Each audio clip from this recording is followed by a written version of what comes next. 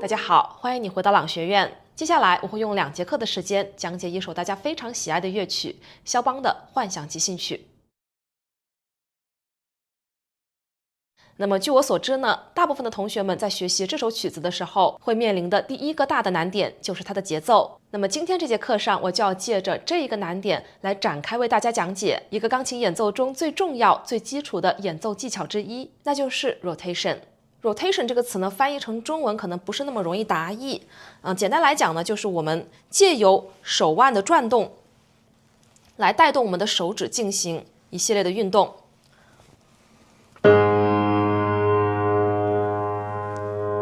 好，注意看我左手的这个音型。好，我们现在有一个6个音一组，1、2、3、4、5、6这样的音型。那么这个音型呢，可以说是从头到尾，几乎从头到尾都有的音型。你可以看到，当我在弹这个6个音一组的音型的时候，我主要依靠的是我的手腕的动作。那很多同学为什么他这个3个对4个的这个节奏弹不好呢？就是因为他把每一个音当成了一个单独的个体，他少了这个手腕转动的这个非常重要的环节，所以在弹这个6个音一组的时候，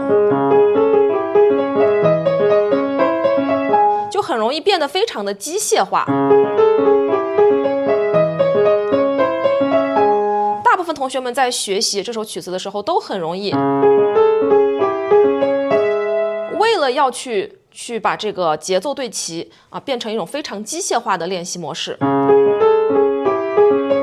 这个是我们想要去避免的。所以呢，我们在练习的过程中，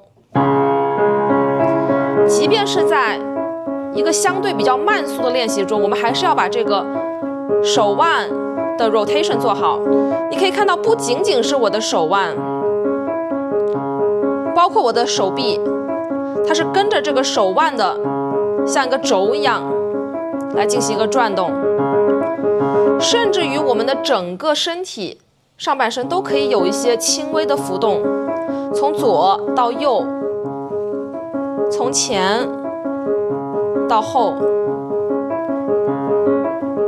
那么因为我们的五指是一个比较短的手指，所以当我们在弹一个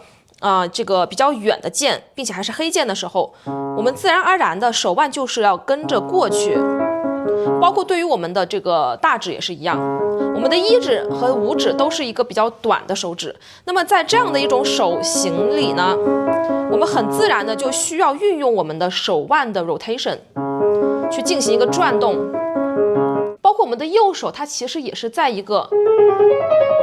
rotation 里面来运动。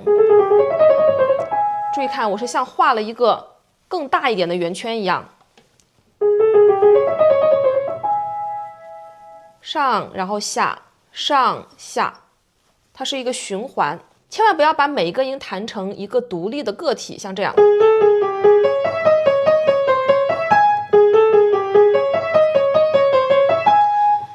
如果你越是这样弹呢，你就会越是难去把这个节奏很好的对在一起。那么当你后续来提速的时候，你会发现你的音量可能过强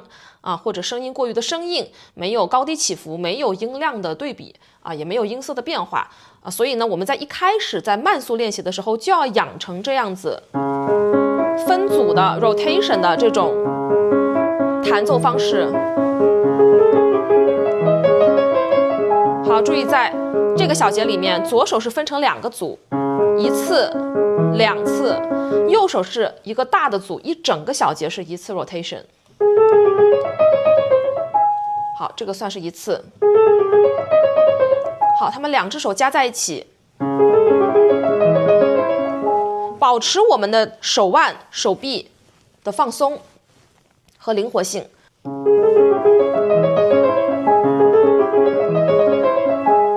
而不是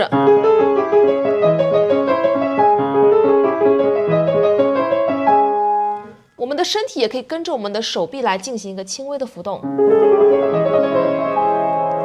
注意最后收尾的时候是往上扬的，而不是这样。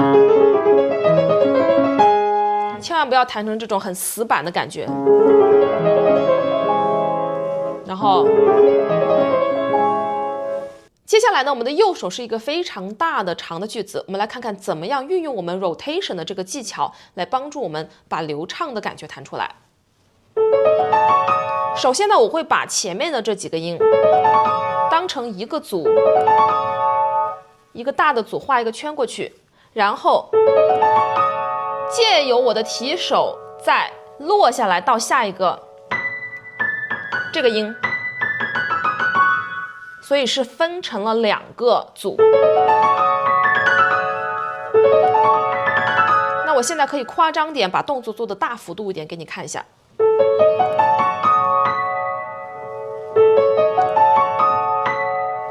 那么实际在演奏的时候呢，我不会把我的手腕提得那么的高，但是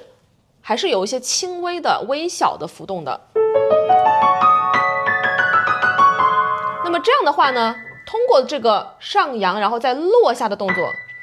我们的这个最高音也会很自然的有一个很好的渐强，并且也可以帮助我们来给它做一个更好的歌唱性。